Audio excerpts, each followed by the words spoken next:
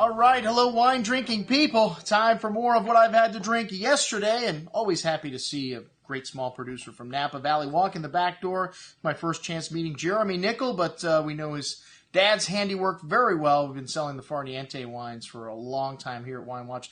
He was impressed. We had quite a few boxes on the wall with Farniente. You see one right there and all over the store. And like I said, we have done a great job with these wines. The Chardonnay, our biggest seller, but the Cabernet, always good. And, you know, first thing I asked Jeremy is, what did you guys do to piss off the wine spectator at Farniente? Because the new release got like 82 points. And this is a great Oakville property. I don't think they've ever made a wine that I didn't think was really good.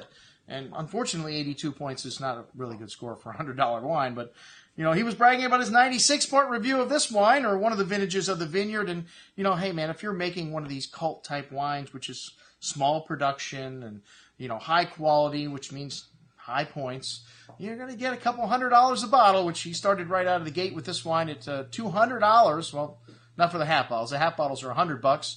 But, you know, if you're $50 today, you know, puts you in a different group of people. You almost have to price your wine at $200 to get that respect and to make people take you seriously. And he only makes a few hundred cases of these wines, and, you know, with a family name of, Nickel, I mean, this is one of these things you're probably going to be able to sell those just with your friends. And this is a 2-acre vineyard that is on the property, old Crab property, the Vineyard House, which his dad left him, which is what he started with. He's got Bill Ballantyne making the wines, and it's just 50 feet away from Harlan Estate and Bond, and he's bought 35 acres also right there on the valley floor, and this 200-case production wine is going to be up to about 1,000 cases very soon. 2005 was their first vintage.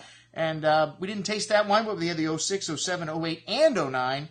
A nice little vertical. The 06 had a bit of Syrah in the blend. The 07 had a little Petit Verdot instead of Syrah. So the blend has changed a little bit every year. And, you know, this is a very lush wine. The 2006 had a lovely solid core of dark currant and cassis berry fruit, nicely balanced, sweet tobacco spice, nice hand of toasty oak, really rich berry fruit on the tongue here with smooth round tannins, really grapey, concentrated type wine with sweet tobacco spice, dark chocolate, really nice length and complexity there, smooth and round tannins, excellent juice. The 2007, also excellent. This wine seemed a little bit more balanced, maybe not quite as chunky and sweet. And maybe that's because of the Petit Syrah instead of the Petit Verdot, instead of the Syrah. And a nice amount of dark currant, dark cherry fruit there also. Sweet tobacco spice, dark chocolate. Hint of eucalyptus in there and a fresh earth. Nice nose here and a really nice richness. And like I said, just maybe not quite as concentrated as the 06. A little more balance here.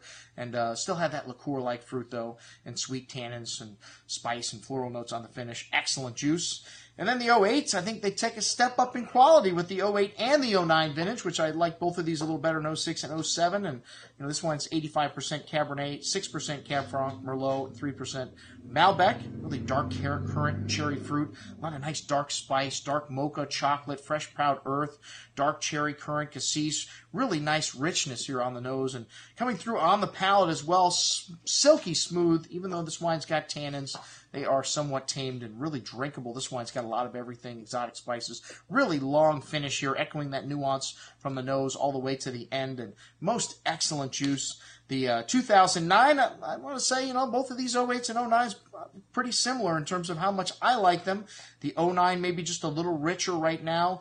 A lot of cassis and dark currant fruit, really juicy with a host of dark spice, dark chocolate, concentrated and rich even on the bouquet, and thick on the tongue with a great structure here. These wines got a long finish, a lot of that nuance on the nose showing through the finish, really nicely balanced, and most excellent juice. At $200, hey, it's expensive, but you know, the next door neighbors, Harlan, and he gets $750 a bottle now for his wine. So a relative value, and if you look at the neighbors and the competition here in the cult wine field in California, so most excellent juice. That's what I had to drink with Jeremy. I'm your host, Andrew Lampasoni, signing off from the Wine Watch, saying remember, always drink the good stuff first.